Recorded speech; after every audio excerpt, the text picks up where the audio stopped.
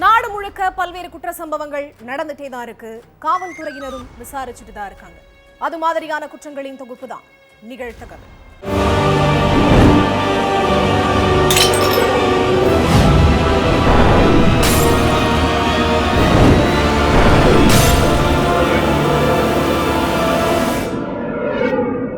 நிகழ்த்தகவு. தூக்கில் சடலமாக தொங்கிக் கொண்டிருந்த +2 மாணவி. காதலன் உயிரிழந்த ஒரே வாரத்தில் மாணவியும் உயிரிழப்பு. மாணவி தூக்கில் தொங்கினாரா அல்லது யாரேனும் கொலை செய்து தூக்கில் ஏற்றினார்களா? ஒரு வாரத்திற்கு முன் காதலன் உயிரிழந்தது ஏன்? காதல் விவகாரத்தால் ஏதேனும் பிரச்சனை நடந்ததா? பின்னணி என்ன?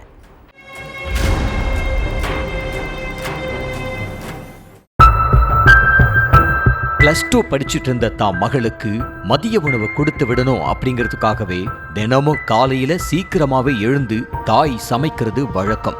அப்படி சமைக்கிறதுக்காக அதிகாலையில எழுந்திருக்காங்க தாய். அப்போ ஃபேன்ல மகள் தூக்குல தொங்கிட்டு இருந்ததை பார்த்து அதிர்ச்சியாகி கத்தி கூச்சல் போட்டு இருக்காங்க. சத்தம் கேட்டு ஓடி வந்த அக்கம் பக்கத்துல உள்ளவங்க சிறுமிய ஹாஸ்பிட்டலுக்கு தூக்கிட்டு போயிருக்காங்க. ஆனா சிறுமி ஏற்கனவே உயிரிழந்துட்டதா சொல்லி இருக்காங்க டாக்டர்கள். அதுக்கப்புறம் சிறுமியோட அப்பா, அம்மா, சொந்தக்காரங்க, நெருங்கிய தோழிகள் கிட்ட போலீஸ் விசாரிச்சப்பதான் தற்கொலைக்கு என்ன காரணம்னு தெரிய வந்திருக்கு.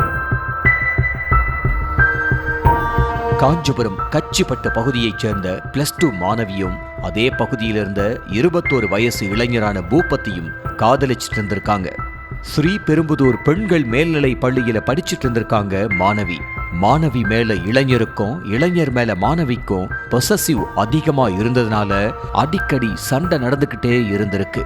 செல்போன்ல கால் வெயிட்டிங்ல வந்தா சண்டை, ஒருத்தருக்கொருத்தர் சொல்லாம கொள்ளாம வெளியே போனா சண்டை, நண்பர்கள் கிட்ட ரொம்ப நேரம் போன் பேசினா சண்டைன்னு சின்ன சின்ன விஷயங்களுக்கு கூட 2 பேரும் சண்டை போட்டுக்கிட்டே இருந்திருக்காங்க. அப்படித்தான் கடந்த 11ஆம் தேதி 2 பேருக்குள்ள சண்டை நடந்திருக்கு. அதனால டென்ஷனான மாணவி, எந்த நேரமும் சண்டை தான் போடுறீங்க, நீங்க எனக்கு வேண்டாம், இனிமே நான் உங்களை பார்க்க மாட்டேன், பேச மாட்டேன், காதலும் வேண்டாம், ஒன்னும் வேண்டாம்னு சொல்லி கத்திட்டு போனை வச்சிட்டாங்க.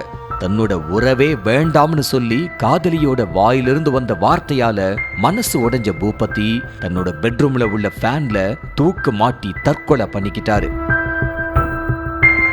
ஏதோ கோவத்துல தான் திட்டுன, ஆனா தற்கொலை பண்ணிக்குவாருன்னு நினைச்சு பார்க்காத மாணவி காதலன் போன துக்கத்திலேயே ஒரு வாரமா சரியா சாப்பிடாம தூங்காம ஸ்கூலுக்கும் சரியா போகாம யார்கிட்டையும் பேசாம பித்து பிடிச்ச மாதிரியே இருந்திருக்காங்க.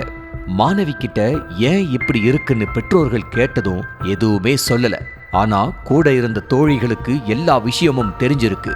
அந்த தோழிகளும் நடந்துருச்சு, இனி படிப்புல கவனம் செலுத்துன்னு ஆறுதல் சொன்னதோட இதெல்லாம் நிரந்தரம் இல்லைன்னு அறிவுரையும் சொல்லி இருக்காங்க. ஆனாலும் மாணவியால இயல்பா இருக்க முடியல. பூபதி நினப்பு ஒரு பக்கம், தன்னால தானே காதலன் தற்கொலை பண்ணிக்கிட்டாருங்கிற குற்ற உணர்ச்சி மறுபக்கம்னு மாணவி வருத்தத்திலேயே இருந்திருக்காங்க. இதுக்கு மத்தியில தான் அதிகாலையில அம்மா எந்திரிக்கிறதுக்கு முன்னாலேயே எழுந்து காதலன் மாதிரியே தானும் தற்கொலை பண்ணி உயிரை மாய்ச்சிக்கிட்டாங்க. ஒரு வாரமா சரியா சாப்பிடாம தூங்காம தான் இருந்தா, என்ன ஆச்சுன்னு எத்தனையோ முறை கேட்டும் சொல்லலையே அப்படின்னு அழுது புலம்பி இருக்காங்க சிறுமியோட தாய்.